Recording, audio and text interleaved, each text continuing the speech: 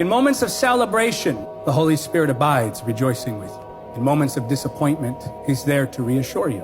When you feel like He's a million miles away, your faithful friend hasn't so much as left outside your front door.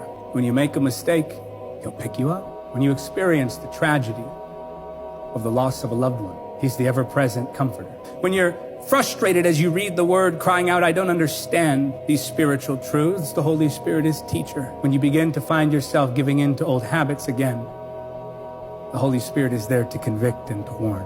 When you're making connections with people who don't have your best interest in mind, the Holy Spirit, who hears conversations you don't hear, who's in rooms you're not in, begins to cause a disconnection. When you're confused, He'll bring clarity.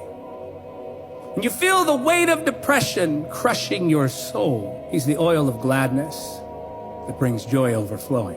When you don't know what step to take, He's directing the steps of the godly.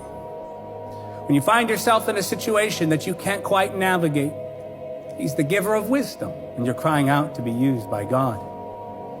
He's the power upon you. When you're doubting your identity and salvation in Him, He's the Spirit of adoption crying out within you, Abba, Father.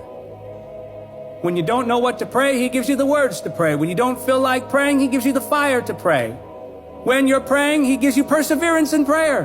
When you feel like you can't worship because you're in some valley, He reveals Jesus to you, that you might worship in spirit and in truth. When people misunderstand you, He accepts you. When people reject you, He makes His presence abide with you.